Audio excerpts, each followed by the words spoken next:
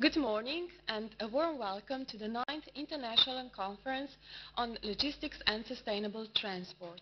The conference will commence with the opening address given by Professor Martin Lipičnik, the Dean of the Faculty of Logistics, Mr. Bojan Šrot, the Mayor of Celje, and Professor Dušan Lesjak, a representative of the Ministry of Education, Science, Culture and Sport.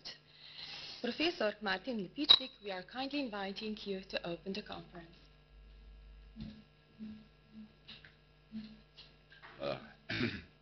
Thank you very much. Thank you very much indeed. Dear ladies and gentlemen, distinguished guests and participants of this 9th International Conference on Logistics and Sustainable Transport. The opening session will be translated into English, and we'll need maybe headphones. And to this end, my opening speech will be in Slovenian, since it has been used as official language of the European Union for many years. Spoštovane dame in gospe, spoštovani gostje, spoštovani udeleženci in udeleženke 9. mednarodne konference za logistiko in trajnostni transport. Veliko čast in veliko zadovoljstvo mi je, da vas lahko pozdravim ob še enem prijetnem in že tradicionalnem mednarodnem dogodku, značilnim za našo fakulteto, na strokovni in znanstveni konferenci, ki nas iz leta v leto bogati z novim znanjem, z novimi izkušnjami, združenjem strokovnjakov iz vsega sveta, kar se mi zdi nasploh zelo pomembno. Zlasti z novimi prijatelji, saj na ta način udejanjamo svoje poslanstvo in sledimo svojim ciljem. Trudimo se, da je Fakulteta za logistiko Univerze v Mariboru raziskovalna, izobraževalna, pa tudi kulturna inštitucija. Še posebej pa smo ponosni na to, da se krog pristnih prijateljev Fakultete za logistiko širi v resnici po vsem svetu. To je tudi pomembna osnova za uspešno zagotavljanje mobilnosti naših študentov in profesorjev, pri čemer bi želel še posebej poudariti, da nas izjemno veseli zanimanje strokovnjakov in študentov iz tujine za našo konferenco, pa tudi za študij na naši fakulteti. Tudi ti se nam boste danes predstavili na naši konferenci. Spoštovane gospe in spoštovani gospodje, zahvaljujem se vam za udeležbo na srečanju, predvsem na druženju, ki spremlja to srečanje, na katerem se bomo 2 dni aktivno ukvarjali z aktualnimi logističnimi vprašanji, ter tako utrjevali pripadnost stroki in ga bomo, verjamem, tudi zapustili bogatejši in zadovoljnejši. Posebej se zahvaljujem odličnikom v svetu in domovini, ki bodo pozdravili naše srečanje ali kot posebej vabljeni predavatelji predstavili svoje poglede na logistiko, na njen pomen, njen namen in njeno vlogo v sodobnem svetu. Spodobi se, da najprej pozdravim naše goste in vabljene predavatelje. Najprej seveda toplo pozdravljam v naši sredi gospoda župana mestne občine Celje, gospoda Bojana Šrota, ki je, lahko rečemo, velik mentor in mecen naši fakulteti, spremlja naše delo od vsega začetka in brez njegove velike pomoči zagotovo fakulteta ne bi bila takšna, kot je. Naprej želim lepo pozdraviti namestnika ministra za izobraževanje, znanost, kulturo in šport, našega kolega profesorja Dušana Lesjaka. Naprej gospoda Kenesa Batna, dragega, spoštovanega profesorja, znanega po vsem svetu, člana Ameriške akademije za družbene znanosti. Naprej gospoda profesorja Antonija Čina, izrednega profesorja ekonomije transporta z katedre za ekonomijo na National University of Singapore in med drugim tudi glavnega urednika revije za Journal of Logistics and Sustainable Transport, ki ga izdaja Slovensko združenje za logistiko in trajnostni transport, ter ki je tudi pridružen urednik revij za Singapore Economic Review in the Journal of Transportation Security. Naprej gospoda profesorja Krisa Neša, raziskovalca in profesorja na Inštitutu za študije v transportu Univerze v Leedsu iz Velike Britanije, gospoda profesorja Konrada Šliphakeja, svetovalca javnih in zasebnih ustanov z področja cestnega in železniškega prometa in vabljenega predavatelja na Državni univerzi v Würzburgu. In na kraju, vendar ne nazadnje, našega tudi velikega prijatelja fakultete za logistiko, rektorja Agrarne državne univerze iz Sibirije, ki se nam bo zaradi zdravstvenih težav priključil malo kasneje. To je gospod profesor Nikolaj Vasiljevič Cuglenok, ki nas je obiskal letos kar v veliki delegaciji skupaj s 3 dekani oziroma direktorji. Po teh uvodnih pozdravnih besedah gospodov, ki bom prosil za to, da konferenco pozdravijo in s tem pokaže tudi nekakšno naklonjenost konferenci, bomo skrbno prisluhnili najprej vabljenim predavateljem, nato pa še vsem ostalim nam dragim udeležencem te konference. Na naši fakulteti, na Fakulteti za logistiko Univerze v Mariboru, organiziramo 3 dogodke, in sicer 2 strokovni univerzi, 2 strokovni konferenci, ki sta tudi že tradicionalni, in to, ki imenujemo znanstvena konferenca. Za strokovni konferenci je značilna široka udeležba vabljenih, kajti njen namen je promoviranje logistike kot stroke. Na znanstveno konferenco pa vabimo vrhunske profesorje, to smo dokazali tudi z letošnjo udeležbo, vrhunske menedžerje in podiplomske študente iz vsega sveta. Spoštovane gospe in gospodje, spoštovani vsi zbrani v tej predavalnici, dovolite, da vam v svojem imenu in imenu Fakultete za logistiko Univerze v Mariboru izrekam prisrčno dobrodošlico. Želim prijetno bivanje na fakulteti in ob fakulteti v knežjem mestu Celje. Pogledali si bomo nekaj njegovih znamenitosti in verjamem, da boste ob koncu konference naše prostore zapustili obogateni z novim znanjem in novimi prijateljstvi. Hvala lepa.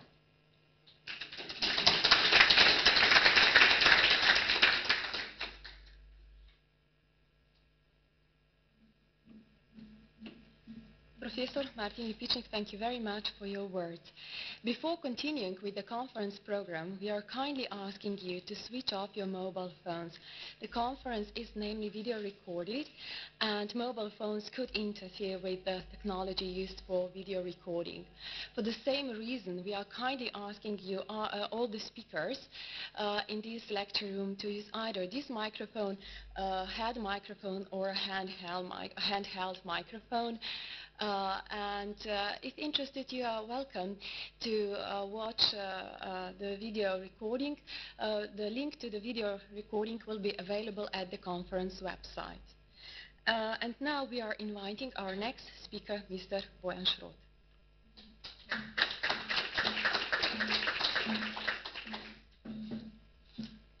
Spoštovane gospe in gospodje, spoštovani dekan Fakultete za logistiko, profesor dr. Martin Lipičnik, cenjeni visoki gostje, prisrčno pozdravljeni v Knežjem mestu. Veseli smo in ponosni, da se letošnja, že 9. mednarodna konferenca Logistika in trajnostni transport odvija v našem mestu. Kot je povedal že dekan fakultete, imamo poseben odnos do te fakultete.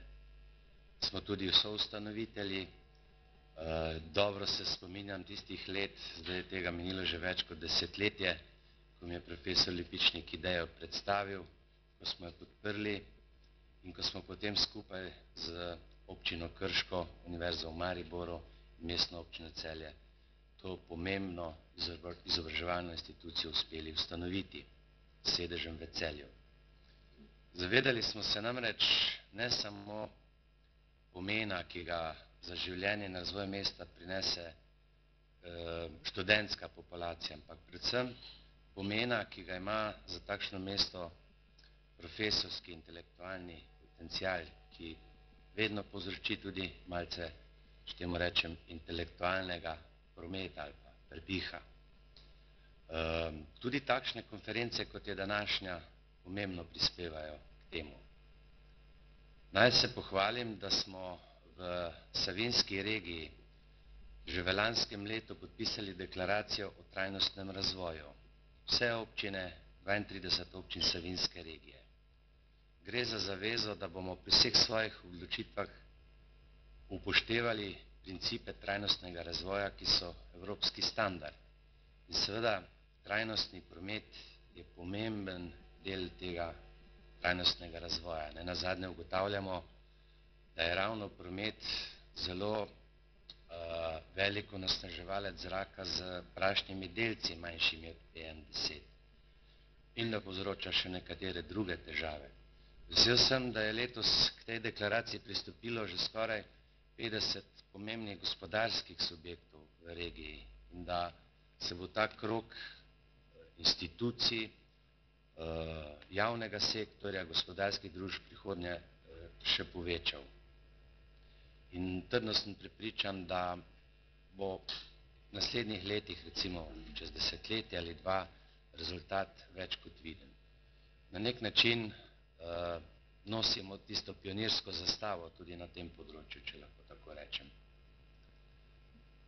Želim, da bi konferenca odlično potekala, da bi zadovoljila svoj namen, iskrene čestitke organizatorjem, ki verjamem, da jim ni bilo lahko, so pač gospodarsko zahtevni časi, sem pa prepričan, da so kljub temu odlično upravili svoje delo. Hvala vsem predavateljem, ki ste v naše mesto prinesli svoje znanje in izkušnje. Upam pa, da boste domov odnesli najlepše vtise z našega knežjega mesta. Je profesor Lipičnik že povedal, ob konferenci bo čas tudi za ugled Celja in okolice. Zdaj z vidika nekaterih držav, odkoder prihajate, bi lahko rekel, Celje, okolica je pa preostala Slovenija. Slovenija je pač majhna, ampak lepa država. Vsem še enkrat lep dan in uspešno konferenco. Hvala lepa.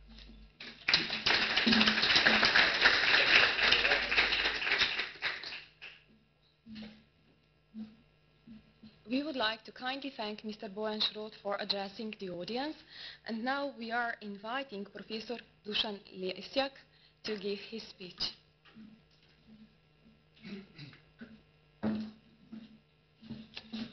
Lepo pozdravljeni, dober dan.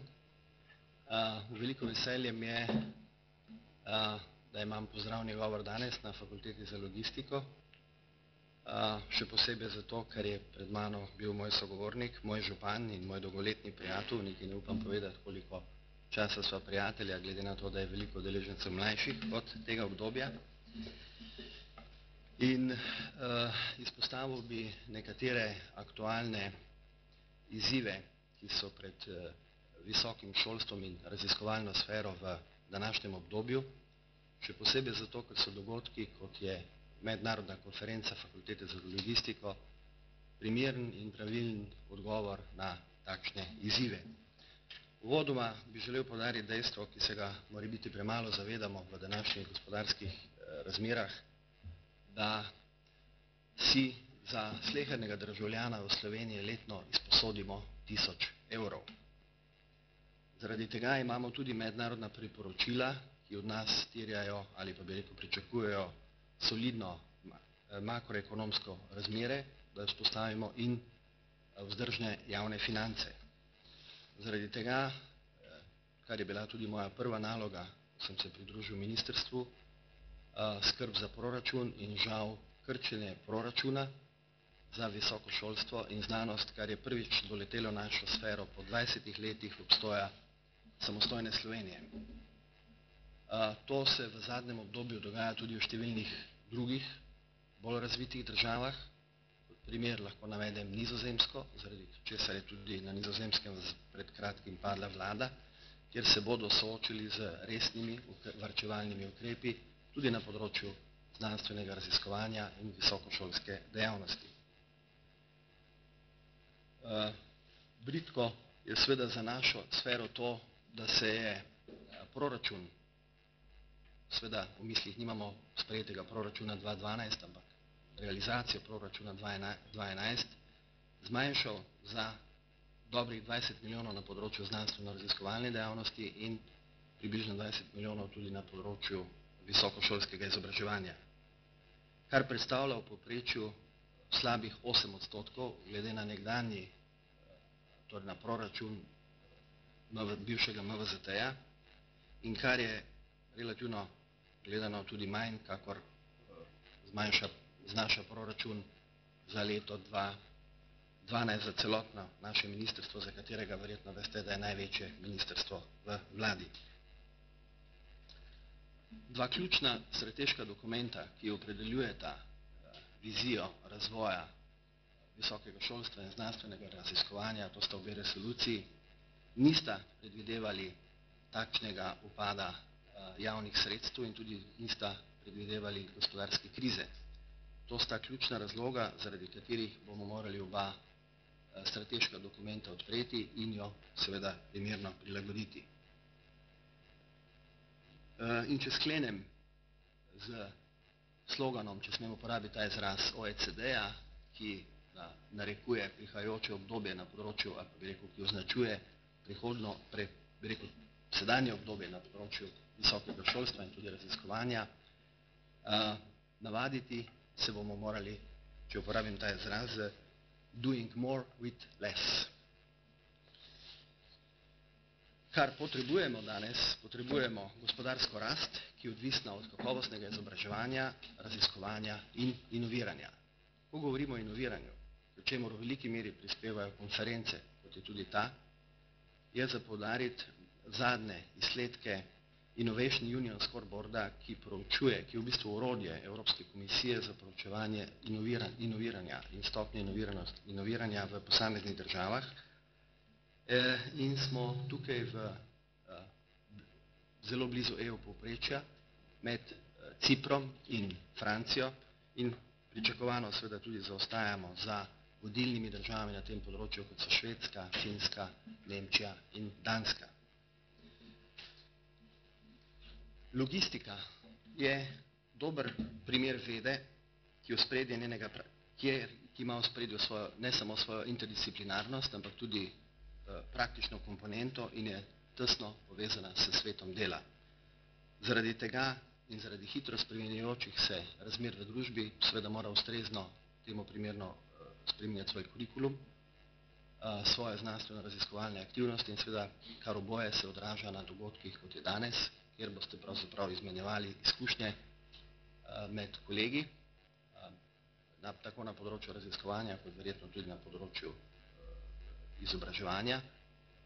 In kar je še posebej za pozdraviti, da ima konferenca mednarodnih predih, tako da boste lahko izmenjali izkušnje s svojimi kolegi iz tujine.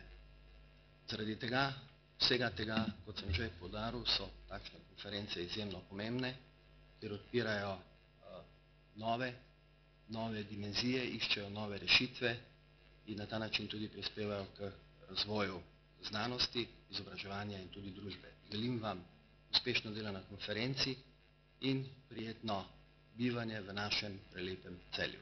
Hvala lepa.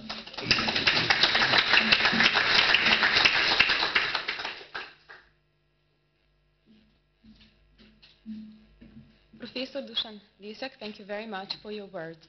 Our conference program will now continue with presentations, and we are kindly inviting our first lecturer, Professor Chris Nash from the University of Leeds, to give his presentation on the European rail policy.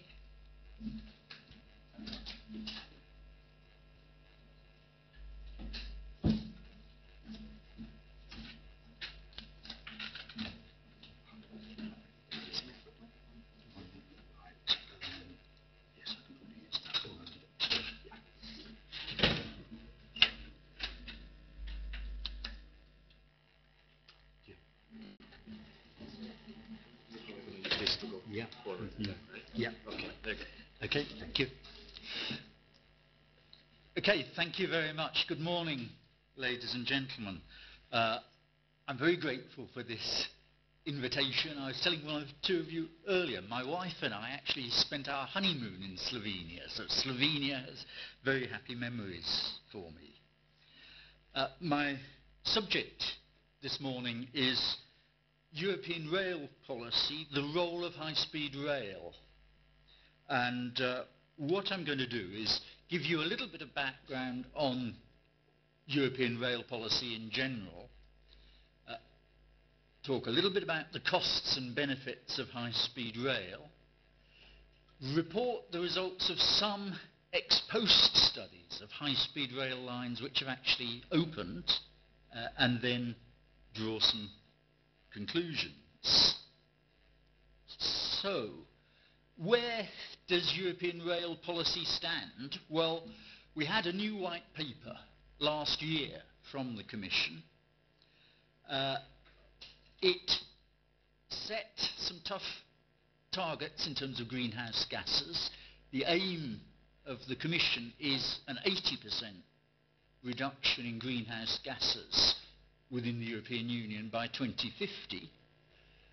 It's accepted that transport will not be one of the sectors which makes the biggest reductions, but the target is still for a 60% reduction in greenhouse gases from transport. Now, transport has been growing. Certainly prior to the recession, it was the one sector of the economy where greenhouse gases were growing. And on existing trends, greenhouse gas emissions from transport would be much greater than what the Commission wants to see from the economy as a whole. So clearly, if those targets are to be achieved, something drastic has to change in transport. The Commission is putting a lot of reliance on decarbonised electricity production and the use of electricity as the main source of energy for transport in the future. For urban and short distance transport, a mixture of rail and road. For medium distance transport, it wishes to see rail as the main mode of transport, with air specialising over the very long distances where rail can't provide a decent quality of service. So we don't actually have data for the Union as a whole on the rail share in medium-distance transport. It's certainly higher than the rail share of the passenger market as a whole, which is currently around 6% of passenger kilometres. But it's a long way short of being the main mode of medium-distance transport. So it's a dramatic change that the Commission is looking for. What are the policies to achieve this? Well, there are three key policies. The first is to make rail more efficient and more competitive by further extending the use of competition within the rail market. Now, the rail freight market within Europe is now totally liberalised. Anyone can enter the market once they've satisfied safety standards and so forth. The passenger market is usually not yet liberalised, but the Commission wishes to see all rail passenger services opened up to competition, either in the market from commercial operators being allowed to enter on a commercial basis, or for the market in the forms of competition for franchises. Some countries already have quite a lot of competition, particularly for franchises. In Britain, we franchise virtually all passenger services.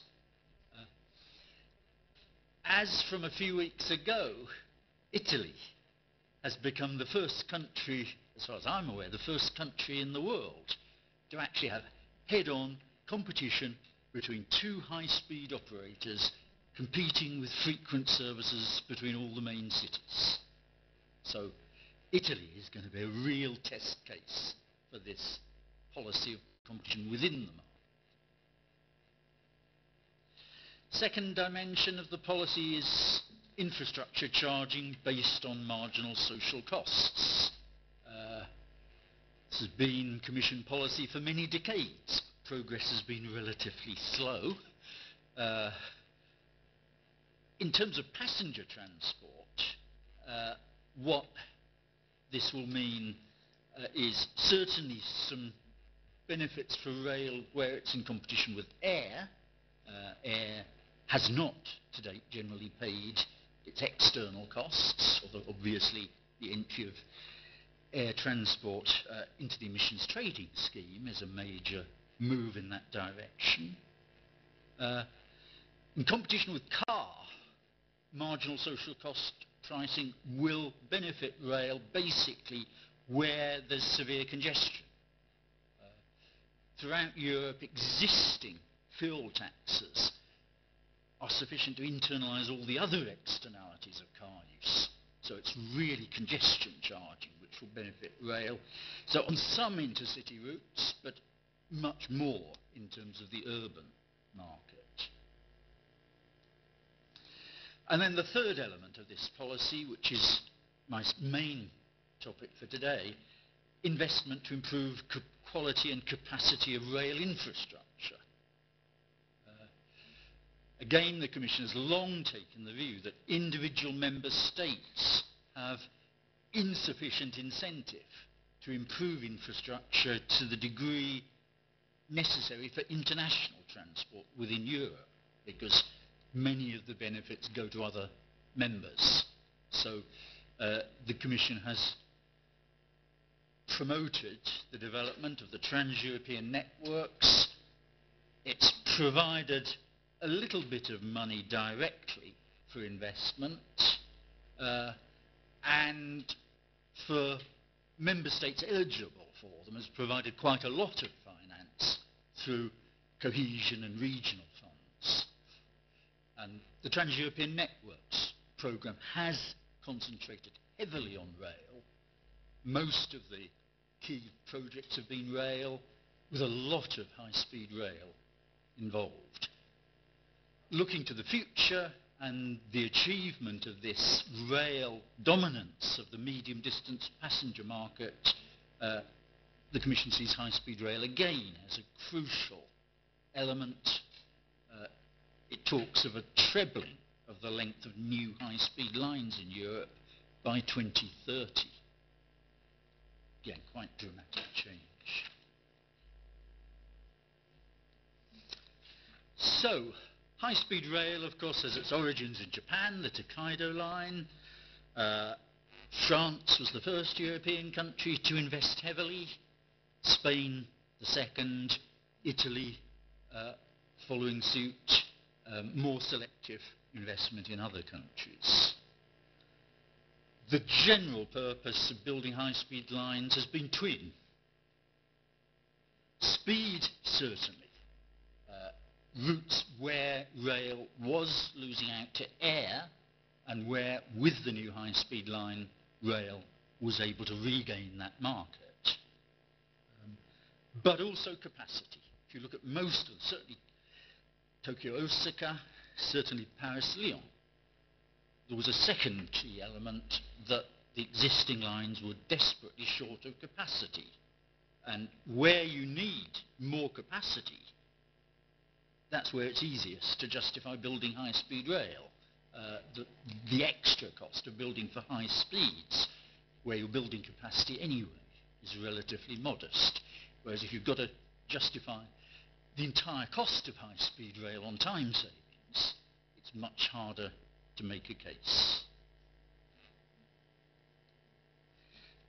So what are the costs and benefits of high-speed rail? Obviously, very high capital cost, operating costs, external costs. You can't build major transport infrastructure without at least some damage to the environment, however carefully you do it.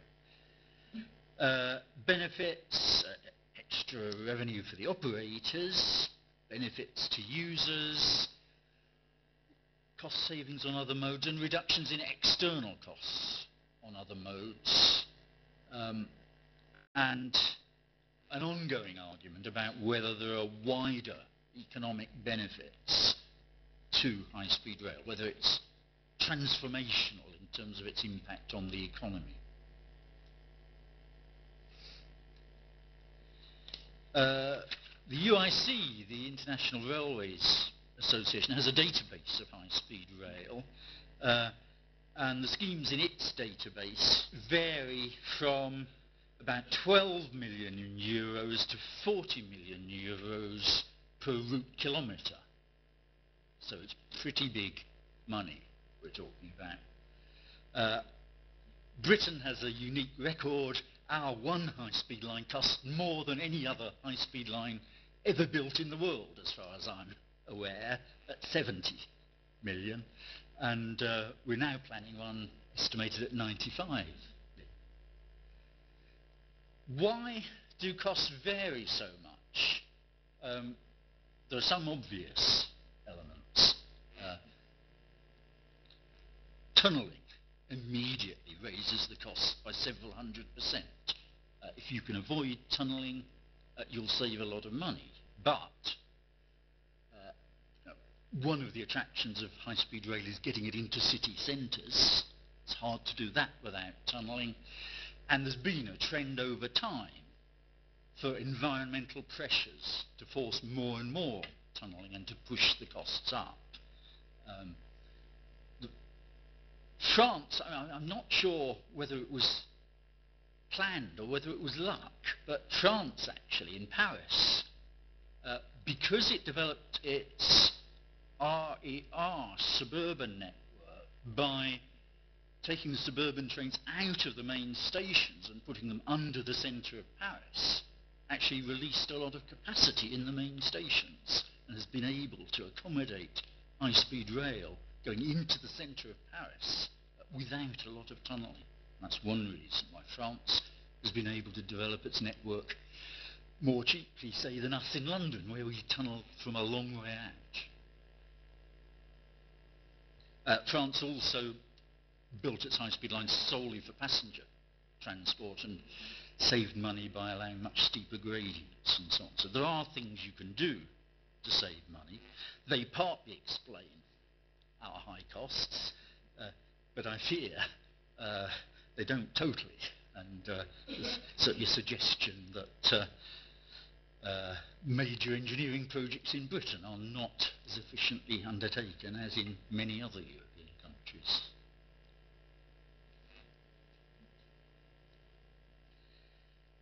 So huge costs, the benefits are clearly going to be related to the number of passengers you attract. And how many passengers have new high-speed lines attracted? Well, the French ones generally opened with 15 million passengers a year or more. TGV Sud-Est, Paris to Lyon, I think now running at above 30 million passengers a year. Tokyo Osaka actually opened with more than 30 million and I think is now above 100 million. Madrid-Seville, the first line in Spain, 2.5 million. Madrid-Barcelona, 5 million. And I think Madrid-Seville is now top 5 million. But you can immediately see massive differences. And I think the Italian patronage similarly, much nearer the Spanish than the French. Why is that? Well, obviously it's partly just population. Paris is a much bigger city than Madrid. But I think it's also much to do with network configuration. If you look at the French lines, Paris to Lyon, for instance, a very big flow between Paris and Lyon, but also handling trains to many cities further south. Madrid, Barcelona, Madrid, Seville, much less traffic going on to other places.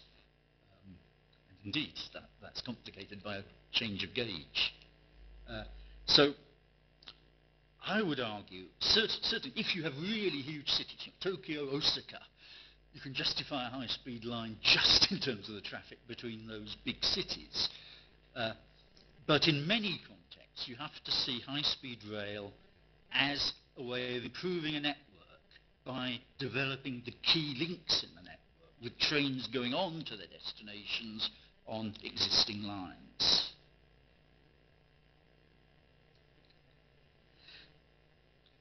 In any cost-benefit analysis of high-speed rail, a very big share of the benefits is time savings, and a very large proportion of those are time savings to business travellers. Business travellers are typically maybe 30% of all passengers on a high-speed system, but in most countries' appraisal systems, the value of time for business travel is seen as much higher than for leisure. These are the values we use in Britain. There is a lot of argument about whether these time savings for business travel are overvalued in the case of high-speed rail. Many long-distance business journeys start at 6 or 7 in the morning, finish at 8 or 9 at night. If they're faster, do travellers just spend a bit of extra time in bed? How valuable is that? People can work on the train. It's a big selling point of rail, the ability to work on the train. Now, with internet connections becoming the norm. Nevertheless, looking at the empirical evidence, it does appear to me that firms are still willing to pay a lot to save time. If I just think about my route from Leeds to London, when I moved to Leeds 35 years ago, trains took 3 hours and a bit. The key business train back from London was 3:45 in the afternoon. Now the trains are a lot faster and the key business train back is 5:30. People are fitting far more into one business journey as a result of higher speeds.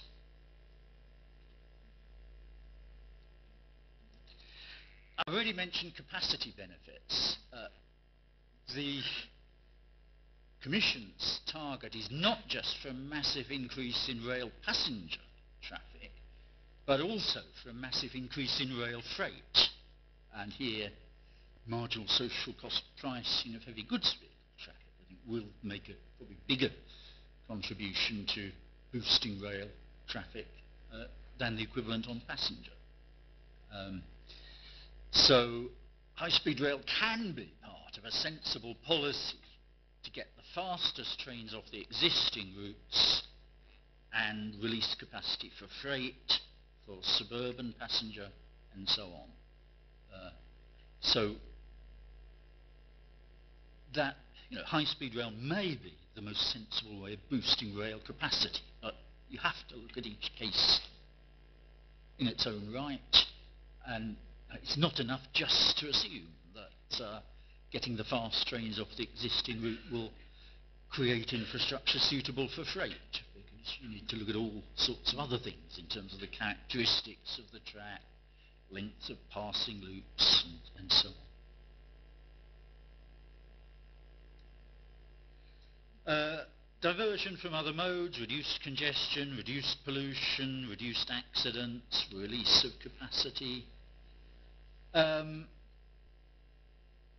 If we look at ex-post studies of the first line in France and the first line in Spain, in both cases, these brought rail journey times well below 3 hours. In both cases, they achieved massive diversion from air. And if you look at later examples, Paris to Brussels, air transport virtually ceased. London to Paris and Brussels, rail has 80% of the rail-air market now. Generally, where rail gets a journey time below 3 hours, it takes half the traffic from air. If the journey time is 2 hours, it takes it all. So it is successful in diverting traffic from air. There's much less evidence in European conditions of diversion from road. And I think the reasons are obvious. In European conditions, people who do long journeys by road usually do it for some particular reason.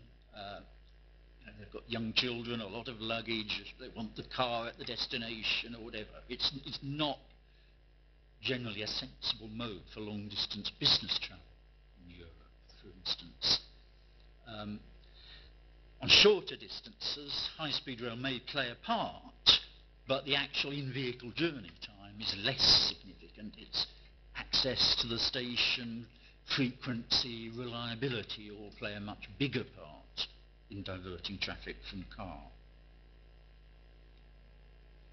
Let me just skip a few slides to save a bit of time.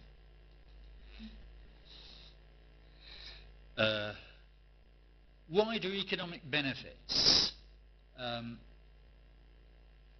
In Britain, we now typically in an urban scheme do allow for some additional benefits in terms of agglomeration externalities, benefits of expanding output in the face of imperfect competition, labour supply issues.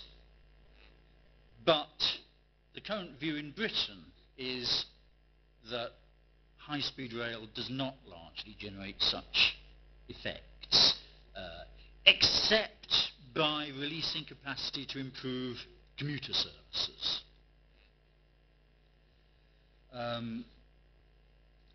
There certainly is good evidence that in some cases high-speed rail has benefited particular cities, so Lyon, some of the German smaller towns there's evidence of, the area around St Pancras.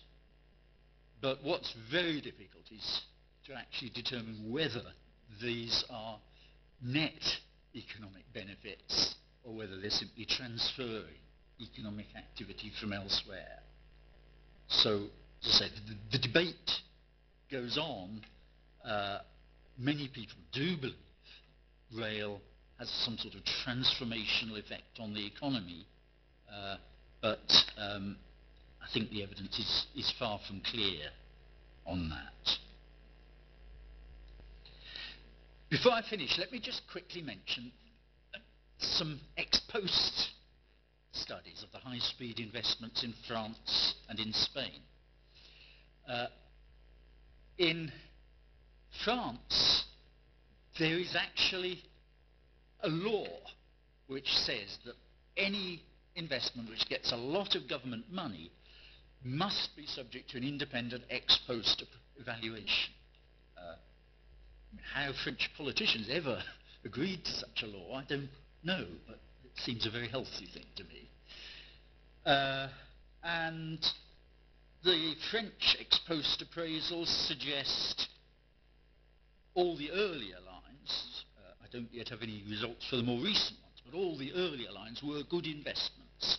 The most marginal was the Paris-Nord line, which includes the link to the Channel Tunnel, and that was the one case of massive overestimation of demand. It was, well, there's a long story behind how that happened, which I won't go into right now, but what I would say is that that overestimate of demand for services through the Channel Tunnel is not the norm in terms of French high-speed appraisals. Most of the appraisals have been fairly accurate and the benefits have been realised. When we turn to Spain, having seen the numbers for patronage, you won't be surprised to find large negative net present values for Madrid-Seville and Madrid-Barcelona. These are appraisals done by a former student of mine, Inés Dous, and we got together and tried to see, in typical circumstances, how much traffic you need to justify a new high-speed rail line. Our conclusion was, in typical circumstances, something like 9 million trips per year, end-to-end on the line. So if the trips were shorter, you need more. Depending on the circumstances, it could be 15 million, could be even higher, but typical construction costs, typical levels of benefit, maybe 9 million. So you can see that neatly splits the French lines into successes and the Spanish ones into failures. So, my conclusions. As I said, the Commission is relying heavily on 3 policies to achieve its targets: extending competition in the rail sector, charging for externalities, investment. And in themselves, all are sensible policies, but they all have to be applied selectively, and in particular, high-speed rail is a sensible solution where you have large volumes of traffic, where you have shortages of capacity, where you can actually use it to enhance a network as a whole. But it's not a sensible solution for everywhere. There are other trends that are actually helping rail in Europe, and certainly in Britain, where we've seen massive growth in rail transport in the last 10 years. So urbanisation, fuel prices, congestion on the roads, and so on. But if we want to look at how to achieve the Commission's targets, I would suggest it's well worth taking a look at Switzerland. Switzerland is the country in Europe with the highest rail share of both passenger and freight markets. And not surprisingly, given its geography, it's done this with no new high-speed lines. Where it's built new lines, they've been for conventional speeds.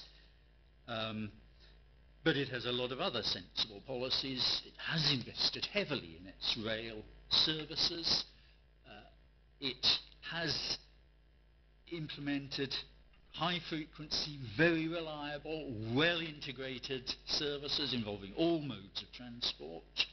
It has implemented charging for externalities on roads, particularly heavy goods vehicle charges, and it integrates its land use, its parking policies with its public transport policies.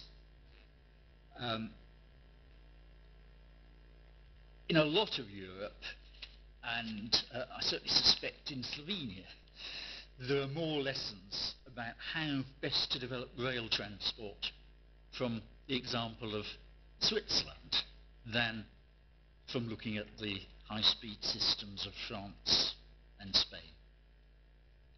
Thank you very much for your attention.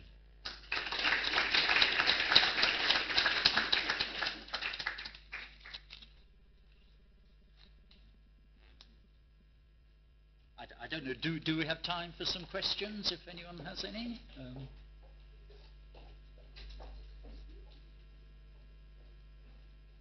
Very, very happy to take questions if anyone has any. Thanks. Just a couple of points. It seems to me there's also a distinction when you talk about France and Spain in terms of politics. The French tend to treat high-speed rail as a means of transportation. The Spanish have tended to treat it more as a status symbol. It's got the second largest high-speed network in the world after China. As a result, you've got total disasters in Spain. I mean, you've given some figures, but if you take Toledo, Albacete, that cost 3.5 billion to build, 18,000 a day to run, and average 9 passengers a day.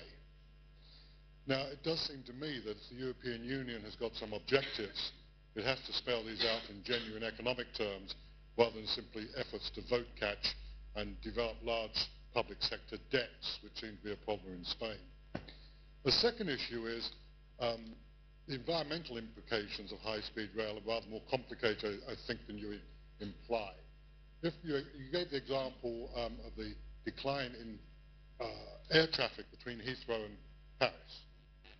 That's true, and it went to rail. But environmentally, it was actually not very good, because all that happened at Heathrow was the small 319s and 320 jets with 140 passengers replaced by 777s and 747s with 300 passengers. So the result was not only did you have more larger aircraft coming into Heathrow with more pollution, you also had a large increase in passenger transportation from the airport into London and vice versa, by road mainly, but certainly some by underground as well. So network effects of high-speed rail are not simply within the rail system, they're across the entire transport system. And thirdly, I think high-speed rail's talked about in terms of freight. The big thing with freight transportation is reliability. And in the United States, where it's not, the rail system is not planned politically but commercially, in 1960, America had roughly the same amount of freight ton miles percentage-wise by train as it did by road, about 5%. Europe's dropped a little bit since then. America now has 43% of its freight transport carried by train, by rail. It's nothing to do with government investment in track. It's simply deregulation and letting the private sector provide it commercially. So I think, Europe's got some lessons to learn from elsewhere, and I think the whole planning system should be transport-oriented and not, as we do at the moment, have different TENs for different forms of transportation.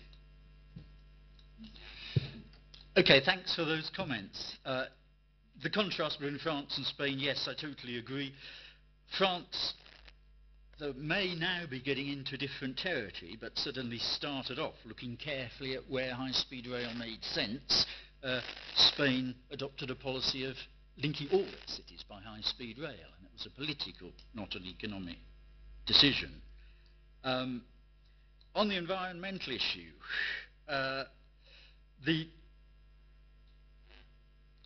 yes, if high-speed rail releases capacity which then allows other forms of air transport to grow in a way that they wouldn't otherwise, then the net environmental impact may not be beneficial. On the other hand, I think it's certainly not the Commission's policy to restrain long-distance passenger travel. So it would see that long-distance air traffic growing one way or another in any case, whether by the construction of new airports or by releasing space at existing ones. And in that context, high-speed rail may have a net environmental benefit. On the freight issue, yes, the experience of the US is very interesting, but I really don't see how it helps in finding a way forward for Europe. I mean, we are not going to see European countries selling their rail infrastructure to allow integrated long-distance freight operators. Even when you release capacity on existing lines by taking the high-speed trains off of them, there is still a lot of regional and commuter traffic using them, and there are still some big conflicts between passenger and freight, and governments, by and large, have a lot more interest in the passenger services than the freight. You know, the old saying that passengers have votes and freight doesn't. You know, I can't see the private sector building new freight lines in Europe. I can't see governments actually relinquishing control to the private sector. So dealing with the issue of producing the capacity for rail freight in Europe, I think, has to remain a government activity, and one in which the Commission has to take a very strong role, because, as I say, individual governments will often prioritise local passenger traffic over long-distance freight.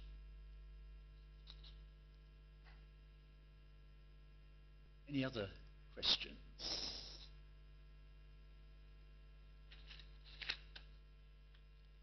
Okay. In that case, thank you very much for your attention.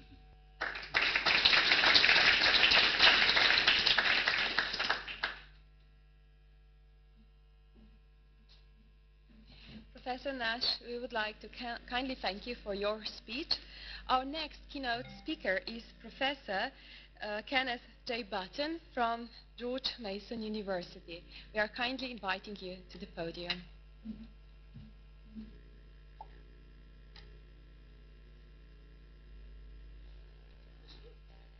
Thank you.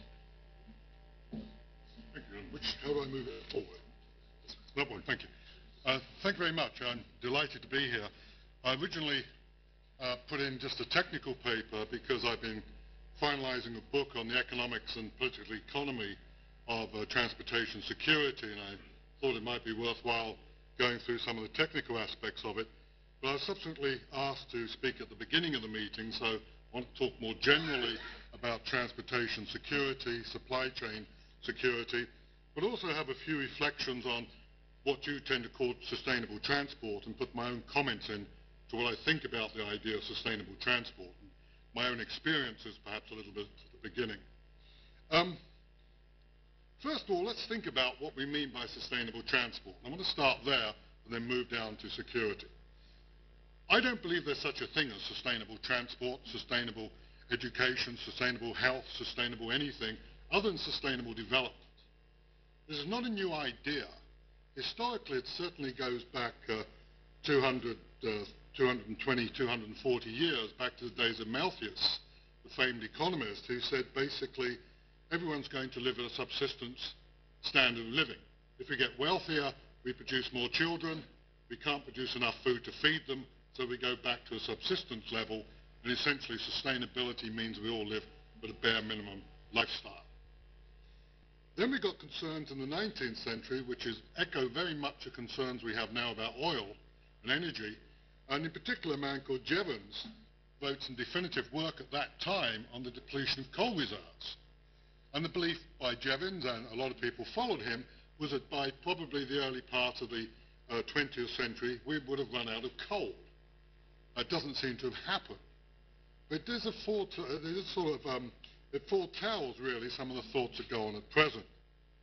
The current concern with sustainable development started back in the later part of the 19th century, an American man, Henry George, and then subsequently by a man called Ken Boulding, who talked about spaceship Earth. We live on a planet with a finite amount of resources, so it's a little bit like being on a spaceship.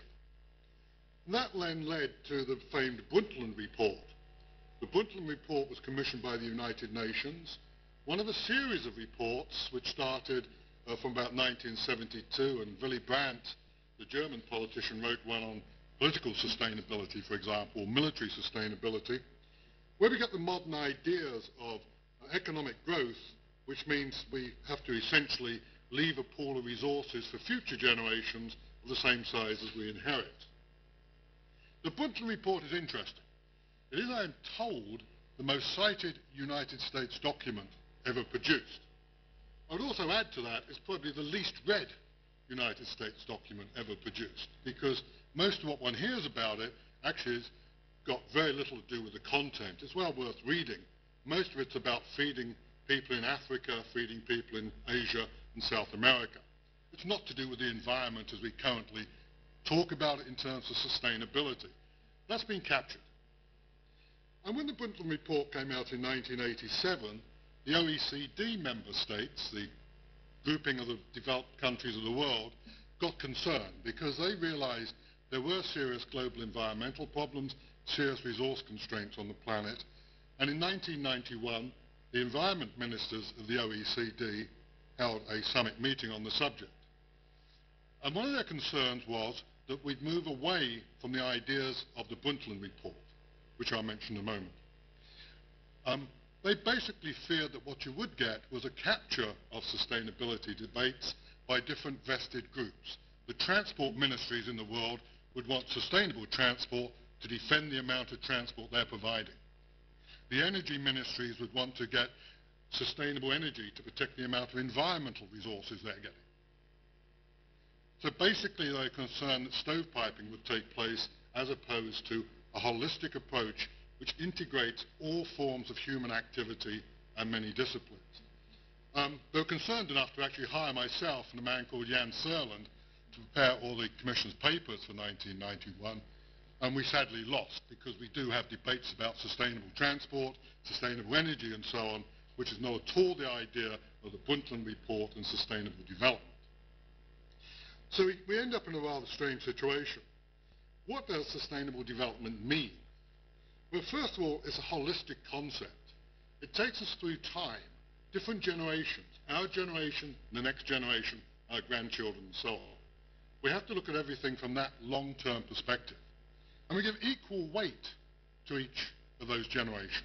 So those of you that do cost-benefit analysis, essentially your social discount rate technically is 0. Because each generation gets the same weighting. You don't give more weight to current generations and less to future generations. It's also holistic over space. We have to take into account all societies and all regions within the country. It's also holistic by sector. We have to consider resource utilization across all sectors in the same dimension. In other words, there's nothing wrong in having more resources going into transportation at all, providing we use less resources for heating, growing food, manufacturing. As long as we keep the resource base the same, we switch between. Therefore, you don't have sustainable transport, you have a sustainable system and sustainable development with each sector in the economy integrated into it. And it also requires certain things to achieve this. 3 main requirements. First of all, you require the most economic efficiency in the system. You want to get as much as you can out of the scarce resources you've got. Standard economics, microeconomic theory for people that do that sort of thing, standard efficient logistics. It also means you have to manage natural resources. They have to be built into your calculations. You have to husband natural resources, and when, for example, you use up one form of energy, you have to somehow replace it with another. If it's renewable energy, so much the better. And finally, to achieve all this, you've got to have global political acceptability. You can't do either the former without having a global system which people accept and, in particular, people feel is secure. You cannot have efficient economic activity unless you have security, and you cannot achieve natural resource management unless you have security. You've got to have systems which are secure. That's where we get now into the notion of security and supply chain management. This is where security fits in within a sustainable development model. Where does supply chain security fit into all this? Most people want security in their lives. We want to have a job for our lives. We want to have a healthy system. We want to protect our property. We want to have security for ourselves and our family around us, and possibly for our wider community. It's going to be politically acceptable. But there's costs in security, and those costs are quite complicated. Some are financial costs. Airline security, we have to pay for the people who check your bags through the x-ray machines, the people that tell you to take your belts and shoes off, the people who pat you down. There's a cost. There's a cost to you in your time for going through security. There's also a third cost with security, and any form of security actually impinges on your personal freedom. You're being told what to do and you're being ordered around. And when and where you introduce security into a system, you inevitably have these wider social costs in addition to the financial costs of security and the costs for the individual in the system. So there's three types of costs really involved in any secure system. And we don't like these costs. And in supply chain, we don't like these costs. We've got the costs of supply instruments, checks on your labor supply, checks on your containers going through systems. There are money costs. You then have the time taken up in your supply chain just-in-time delivery system. And finally, the freedoms to manage your system as you'd like are impinged by these other factors. So you're impeded in three broad ways in the supply chain in terms of security arrangements.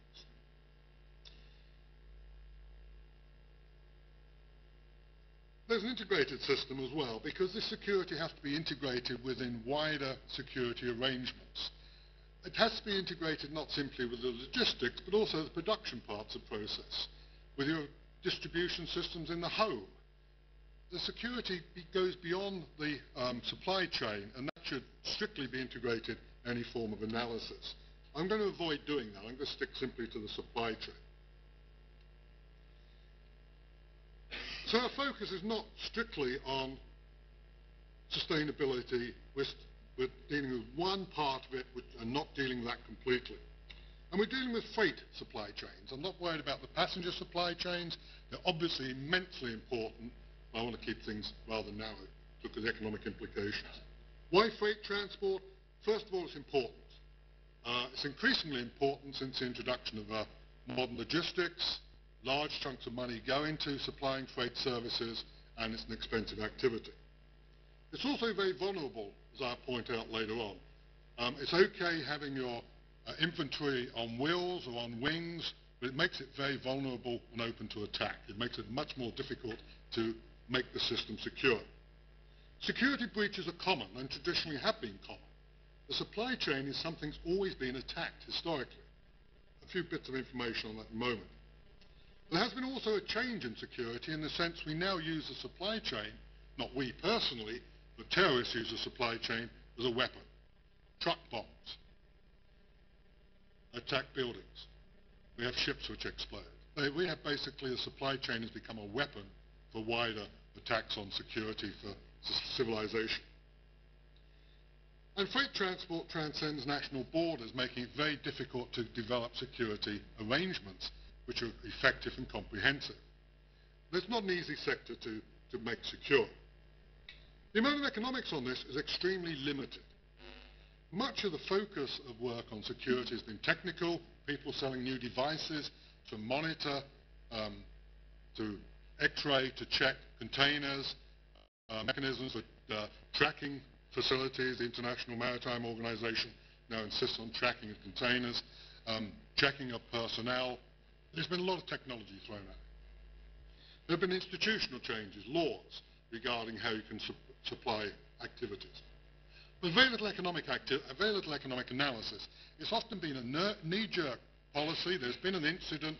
How would we stop that type of incident in the future without really any consideration of the costs? It's been a political knee-jerk reaction to an incident. What I'm concerned about here is really a little bit about the definitions, the problems of measurement and public policy of supply chain security, looked at it from an economic perspective. So I'm an economist, and I think economics is quite important, and perhaps we ought to spend more time looking at the economics of supply chain security. What are the security challenges? Well, first of all, the motivations for breaching security of the supply chain. The motivations are numerous. We don't simply have one reason why people attack the supply chain. It's attacked for many reasons. The traditional one is simply the criminal. The person wants to steal what's in the supply chain. They want to not damage it in any way. They want to actually steal the commodities in the supply chain. This is long-standing. If you go back to the Silk Road of antiquity, up until the 8th century AD, there was a lot of trade between India, China, and the Roman Empire and post-Roman Empire. That virtually stopped between the 8th and 13th century. 500 years, the trade stopped quite simply because robbers just came along and stole everything and people stopped using it. simply crime is important, and it still is very important now. Piracy, 400 odd events of piracy every year on the high seas. These are some Somali pirates at the top with their hostages on the ship at the bottom. So piracy continues, stealing continues, it's a major crime and affects the security of the supply chain. It's not gone away. We get a lot of focus on terrorism, but the just pure commercial protection of property on the supply chain still remains a major issue. Secondly, there are situations where supply chain is interrupted, often for military reasons, where the supply chain is deliberately interrupted, not to steal anything, but for military or political reasons to prevent movements of goods, perhaps between two regions or a particular area of the country. Traditional method, again, interruption of the supply chain is a standard military tactic and also a standard political tactic. If you start thinking, for example, about the supply of oil from Russia into the Ukraine and so on, these things are used for political and military reasons. And finally, we've got the use of the weapon. The transportation supply chain now provides a weapon for terrorists. Whoops, wrong one. Ooh, where are we? That's quite slow. These have somehow got in the wrong order. For example, truck bombs.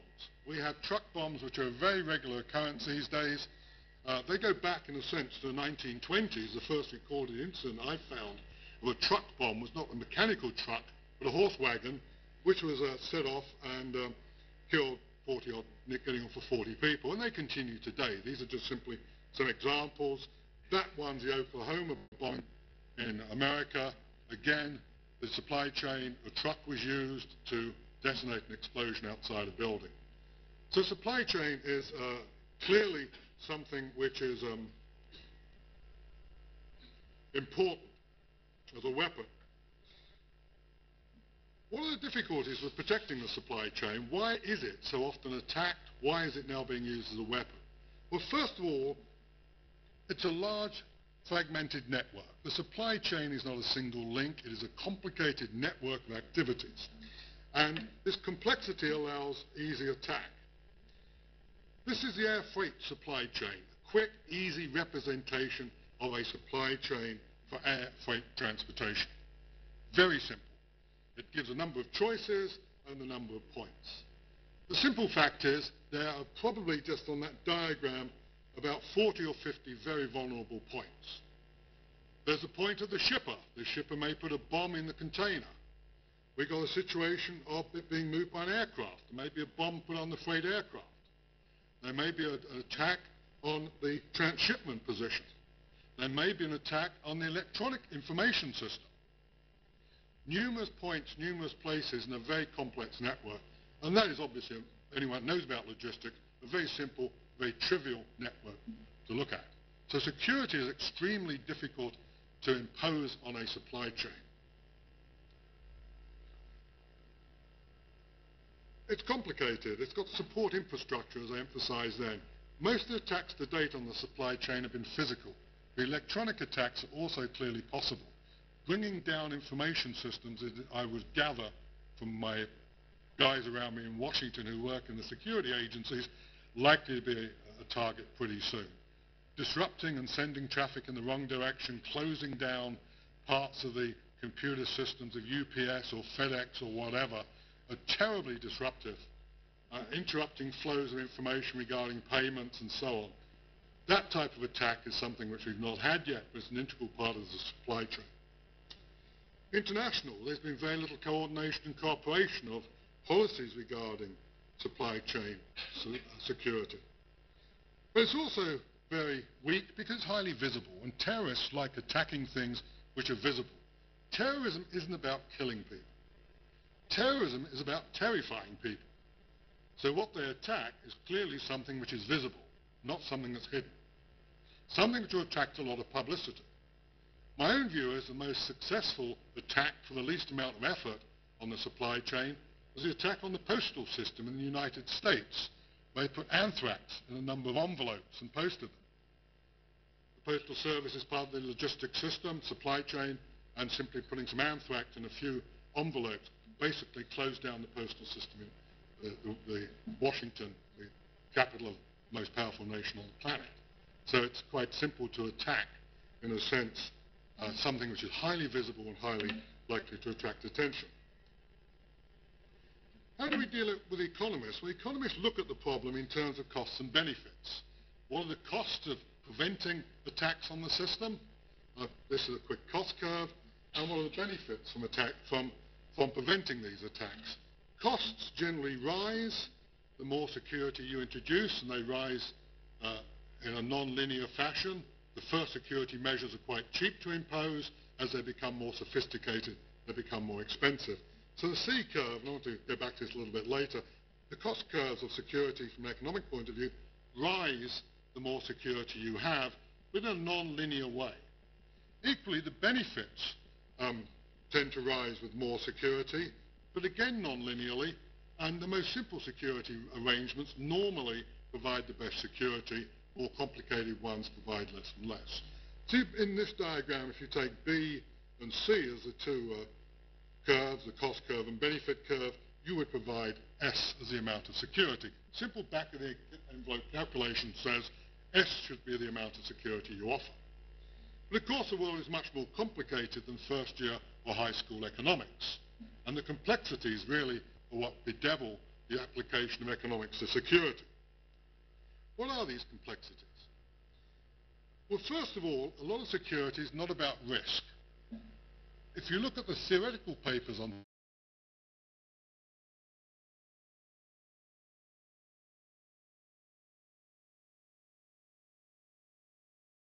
it could be destroying it. There's a fundamental difference between risk and uncertainty. Risk is when there's a known probability. And for example, if you have a lot of pilfering in a shopping mall is a part of the supply chain, it's a distribution system to customers. A lot of stealing from a shopping mall, you have a lot of evidence that's going on, you can work out the probability of an event and do something about it. On the other hand, using a UPS container to carry a bomb is something which has happened once, and working out the probability of that is virtually impossible because you've not got enough observations. That's the first problem. You've not got enough experience. The second problem is that when it comes to a terrorism and acts like that, the perpetrators change their tactics. Usually with risk, you can work out the risk because it's like a car accident. The car doesn't respond. The car is a car is a car. But terrorism, if you put up security measures, the terrorists will change the way they attack. They'll react to the situation. So a combination of small number of events plus the reaction of perpetrators make it very difficult to secure a supply chain against terrorist attacks.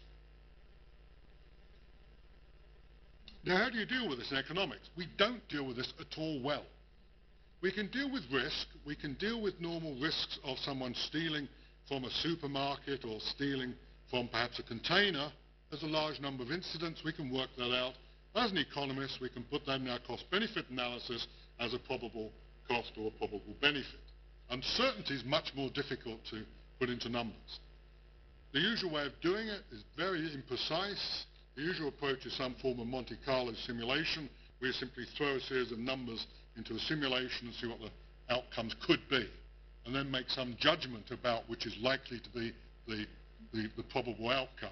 And so you use expert opinion combined with Monte Carlo simulations. It's a standard way. Very imprecise, not very satisfactory, but it's the best you can do. You often supplement this with intelligence which comes from outside the transportation system. So building security into supply chain logistics and coping with it has a complexity. We're often dealing with uncertainty rather than simple risk. It is different to safety, which is normally a risk issue, and security is normally uncertainty. Secondly, we have issues about, is security a public or private good? Should the private sector handle it, or is it such a problem the public sector should? Well, most security measures are both rival and excludable in the sense that a lot of security measures can be handled by insurance companies. The private sector can handle them because the private sector benefits from protecting their own goods. So a shopping mall operator, or keeping up shopping malls, is one of the things I've been looking at. A shopping mall operator, an owner of a large shopping mall or a large store, has a vested interest in protecting that store's security. So it doesn't prevent other people from coming in and using that security, and you can't really exclude people coming in the store. So, it's something which is both, it's something which is private in the sense the store provides it. When you get onto certain public good aspects of security, it becomes more difficult.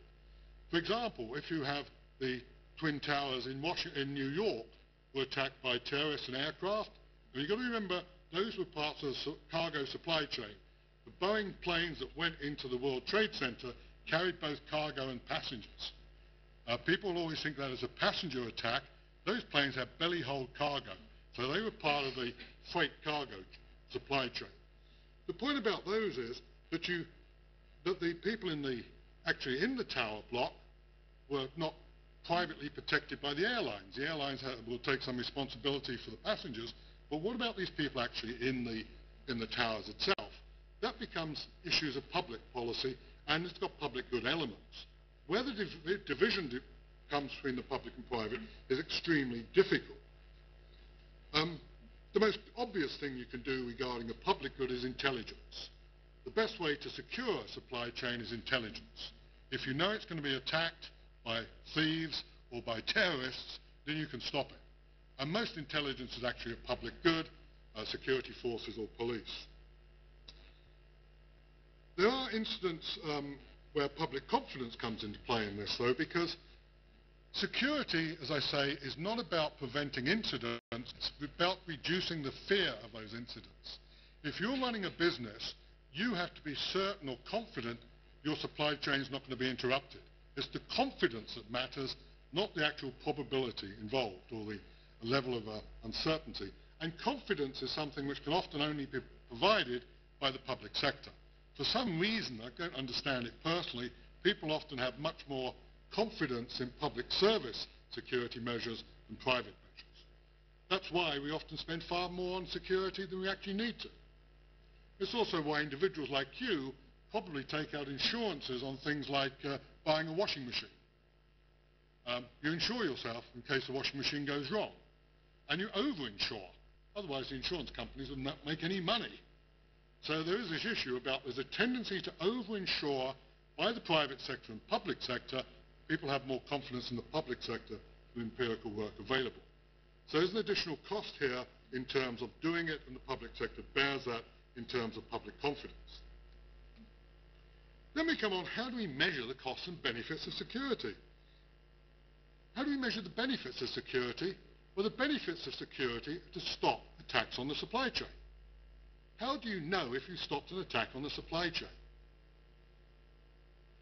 You don't. Because you don't know which individuals may be going to attack it or may not be going to attack it. You've got no idea who's going to attack the supply chain. You hypothecate certain people are going to, but you've got no idea whether you're actually stopping them. Indeed, that's one of the intentions of terrorism, is to actually change the system and make you get worried about it. It's interesting, I was reading the other day about the Second World War. On a similar theme, the Allied bombers over Germany in the Second World War towards the end started dropping a number of bombs just filled with concrete. Why? Because they went into the ground and it took longer to dig them out than the damage they would have done if they'd have exploded and more disruption. So the bomb landing basically has a psychological effect, and the Germans had no idea whether the bomb was dangerous or not. So the Germans had no idea whether the attempts to stop the bombing were actually successful or not, because they had no idea of the potential damage. Ditto here, we don't know what terrorist attacks we've stopped or crimes we've attacked. Secondly, how do you put monetary values on these things? Economics likes monetary values. Very difficult to value the terrorist attack which you stopped. And you don't even know if you stopped it. It becomes extraordinarily difficult to work out the benefits of stopping a terrorist attack in terms of money. What about the costs?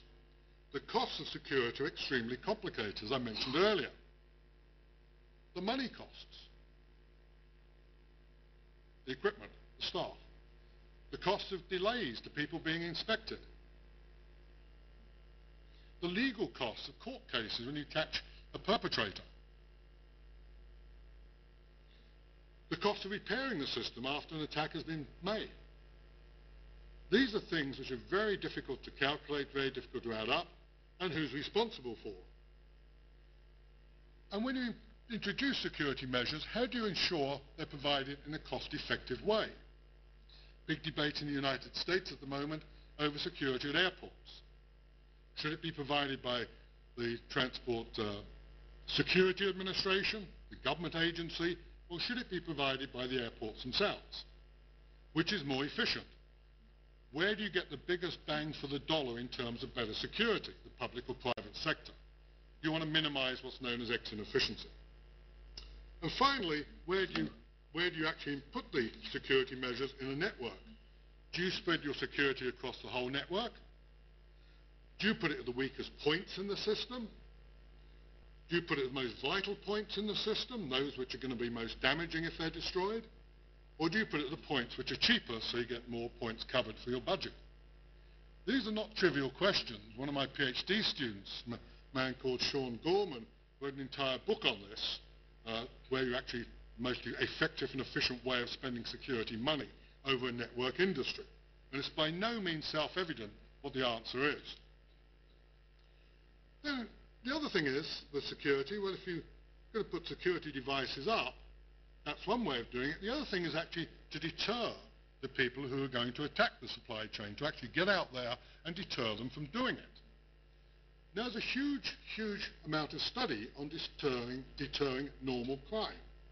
Gary Becker won a Nobel Prize in part for doing this in economics. And it's generally agreed if you want to stop crime, traditional stealing, things of that kind, the best thing is to have a high detection rate. Capture as many people as possible. The sentence they get is less important than the chance of being caught. The only problem with that is it hardly works with suicide bombers who aren't interested whether they're caught or not. There's no deterrent to a suicide bomber or suicide gunman or anyone else trying to commit suicide in the supply chain. Stealing a truck and blowing it up in front of an army base or in front of a supermarket, there's no way you're going to deter them by having a high detection rate after they've done it, by definition, and you're not going to deter them ex ante anyway because they know full well any sentence is trivial compared to the benefits of what they're going to achieve in their own minds. So there's a big problem with deterrence. There's no agreement on how to handle this. There's a large amount of sociological work about trying to stop people doing things. The evidence is, in the past, they said that most people that attack the supply chain tend to be poor people, and they do it because they're upset about financial circumstances, they're upset with the system which has failed them, they see these luxury goods being moved.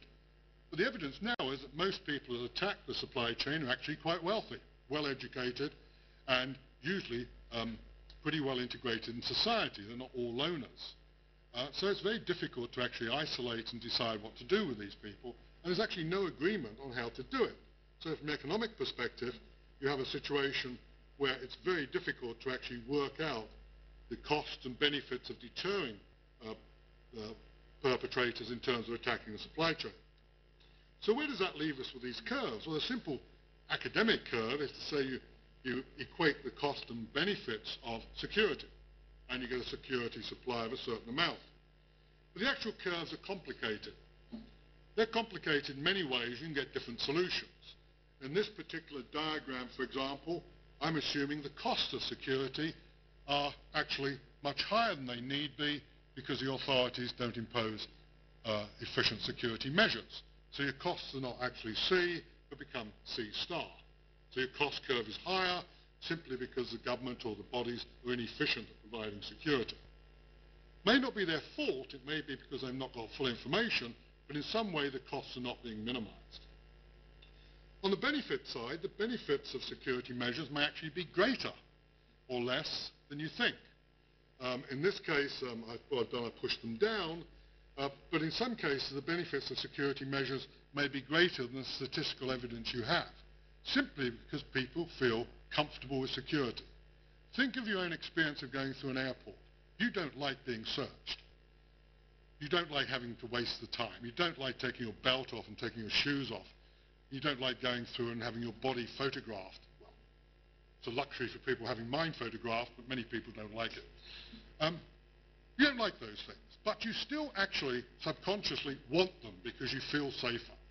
And measuring that extra safety beyond the actual pure statistical aspects of reducing incidents is something which is an additional benefit. So these curves actually are more complex than simple B or C. They can be B star, C star, or whatever. So the optimal level of security becomes very much an empirical matter, which we at the moment have no real grasp. We can talk about it theoretically, but putting numbers into it is extraordinarily difficult in the supply chain. So what do we know? Firstly, if you look at sustainability, there's three elements to sustainability: the environment, political sustainability, and economic sustainability. Security actually fits with the political and the economic side, not the environmental side so much. And we always focus on the environmental side of sustainability, as I said, because no one hardly has read the actual Brundtland report which discusses it. Supply chains are complex economic and political entities. It makes it very difficult to develop policies for either the public or private sector, and we're certainly short of information. The economics of security is far from complete. We've not studied it. There's very few economists that actually look at security in its total, let alone supply chain security. Most economists are much more interested in modeling things which are much easier. Economists are very lazy, and their tools are actually quite crude. And we're not very good at dealing with quite complicated things like security, which embrace sociology and social psychology as much as traditional economics. And cost-benefit type analysis really is very difficult to apply. We find it very difficult to quantify things, very difficult to then translate them into money terms, and certainly if you take this over a longer period, there are real challenges of uncertainty as situations change over time. You normally have to forecast forward a period, but if you forecast forward breaches in transport security, it's difficult because the people causing those breaches change their approach periodically. They may attack the container system, they may take a boat and destroy an oil vessel, they may blow up a pipeline, they may go in with a machine gun in a shopping mall. There's a whole lot of things which make actually working out the costs and benefits over time, because the people causing the breaches in security change their modus operandi as time goes on. So what we have is a rather unsatisfactory picture about security. It is a major element, I think, these days in sustainable development in its broader sense. And if you want to narrow it down to transportation's involvement with sustainable development, I think it's very much under-assessed. It tends to be treated as something out there, and sustainability is all about the environment. It's not. You can't have an environmental sustainability situation unless people are secure, economies are secure, and they're confident in their political authorities running them. It's just impossible to do. Just a few ad hoc thoughts I had. I did entitle the paper Some Reflections. It's not intended to be a systematic analysis of high-speed rail, as Chris did, but rather to offer up some thoughts and challenges about the problems of handling, from an economist's point of view, supply chain security. I think it's extremely difficult, and perhaps time that more and more people get involved in. That's my few words. Thank you. Anyone to ask any questions? Yeah. Hang on, we have to have a microphone. Not allowed to talk without a microphone. Two responses. Yeah. The first response is, given the findings of behavioral economics whereby losses are value greater than gains, I suspect that the value that people are willing to put on security will be much higher because of fear of losses. So your benefit could well be above rather than the key star. Oh, yeah, it can be above or below. I mean, I just put some in. Okay. I entirely agree. Yeah. The second response is with respect to the saying that a determined killer will get you in the end, right? It's very difficult to stop a very determined killer or an organization, because sooner or later I'm going to get you. I may not get you today, I'll get you in 20 years' time, but I'll get you. So given that, do you really, I mean, what you want is some form of prevention, some form of deterrence. Well, it's like putting cameras all around London and, Well, if you have, let's stick with terrorism, which you're talking about, there's three responses to terrorism. The first one is to try and stop it. The second one is to minimize the damage caused. And the third one is to clear up the mess afterwards, remediation. And depending on what you think the problem is, you may put more emphasis on any one of those three elements. We normally have some of each, but we put more emphasis on some than the others. But if your premise is that someone's going to get you in the end, there's a pretty pessimistic view of life. I think that by and large that's not true. I think it's something you see on television. I think that most terrorist acts actually fail in the sense they're not stopped by the people being caught, but somehow the system is disrupted. And it's very noticeable when you get arrests and things to do with attacks on trains or trucks or whatever. It's usually before the event, and it's usually, there's also often things like disruption of the supply of money. We have a very big centre at my university which actually looks at the links between crime and terrorism. The two are linked because you rob the supply chain somewhere to get money to buy your bombs to blow up some other element in the supply chain. So it's very complicated, but you do have to think in terms of prevention, minimizing impact, and then remedial action. And you go for the best you can.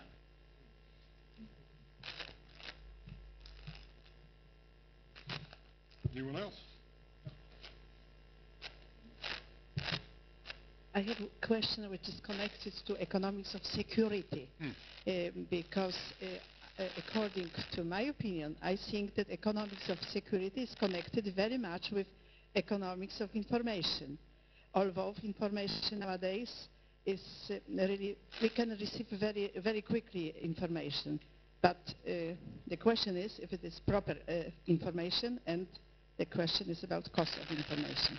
Would you tell us some? You're absolutely right. I mean, if you've got information about someone trying to break security, then you can prevent it. The danger of this is there's a cost of having full information. Tony mentioned about having cameras all around London. The cost is, you're interfering with personal freedom, personal privacy, and collecting information has a social cost to it. We all know what Big Brother in 1984, I believe, who has information about everything. Well, that means you're living in a secure society, but it's not a very comfortable society. North Korea is pretty secure, but, and they have full control over information, but it's not somewhere you want to live. There's a big trade-off here, and the economic trade-off is clearly between the benefits of having full information and the cost of full information. And there must be some point in the middle where that trade-off is reached. That may differ between sectors. It may be different in transportation to, say, energy security, or I've recently been working on agricultural security, putting diseases into farm products. And they differ, and it may differ between countries because different societies are willing to have different levels of information gathering. In America, they don't like cameras. In Britain, we seem to love cameras. There's cameras everywhere. So that's the economics of it. It's a trade-off between getting the information which is important to stop attacks against the cost of doing so. And I don't mean the money costs, I mean the costs of loss of privacy.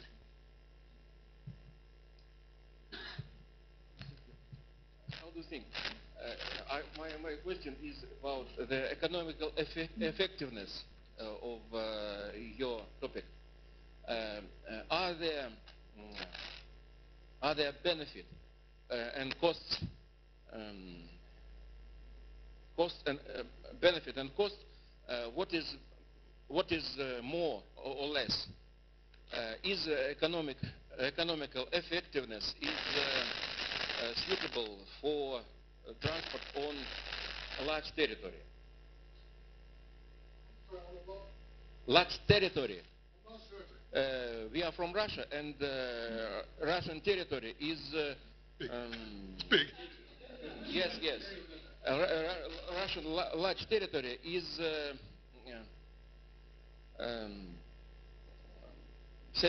thanks to less economical effectiveness. Do not start your topic. Yes? I mean, size is important. It's much easier to have security where you've got a closely defined area. You've got, in Russia, long supply chains, trans-Siberian railways and things of that kind. And they're much more vulnerable to attack because you've literally got more miles or more kilometers to protect. The difference between somewhere like Russia, where the most vulnerable points, the most susceptible points to attack are the actual tracks because of the distance. You can't protect your railways, they're too long. But that's not true in cities, in more compact places, for example, like Great Britain. The problem in Great Britain is more to do with the nodes, more to do with the terminals, because the tracks are quite short, therefore relatively easy to protect. The terminals, the depots, transshipment places are much more difficult in Britain. The problem is in populated territories in Russia. Well, it's true. It depends why you want to attack the transport system. If you want to attack it for economic reasons, it's very easy to attack the Russian pipelines, the Russian railways. If you want to attack it like you had some troubles with Chechnya, for example, if you want to cause more public concern, more terrorism, you generally attack the transportation supply networks in urban areas. Now, maybe shopping centres, this has happened in many places with bombs or guns, but by and large you go for urban areas. It depends on the objectives, and Russia has got some large cities. And who must to pay for security? Government or companies? Well, that's the issue. How much of this, well, ultimately the citizens pay. Whichever way you look at it, the citizens pay, either directly or taxation. The government doesn't pay because the government doesn't actually have any money. The government takes your money and gives it to someone else. So the government doesn't have money. The Greek population need to understand this, and the Italian population and the Spanish population. The government doesn't have money, it's their money which is being spent. The question is, what is the most effective way of spending the money? And there's different systems. If you look at airport security, in the United States, there's a tax on passengers. In the United Kingdom, there's no tax, but the airports have to provide security, and the payment is added to the ticket for the flight. So who pays for it depends very much on what you think is the most efficient way. Certain things the government, I think, has to pay for, like information gathering. Intelligence will not be provided by the private sector. And as you pointed out, intelligence is very important. It's a public good, and you would not have enough intelligence gathering without the public sector paying for it. On the other hand, if we're talking about protecting, take America shipping. The supply chain in America has something called CPAT, which means private sector provides supply chain security under government supervision, because the private sector can do it more efficiently, it's closer to the problem, and it's cheaper to do, and the government sets the standards. But it differs from place to place.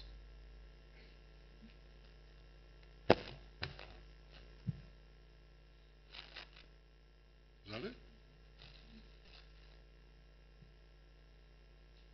I think we're heading for break time.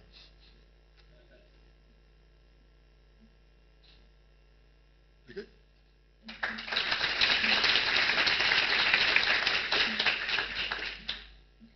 Professor Button, thank you very much for your speech.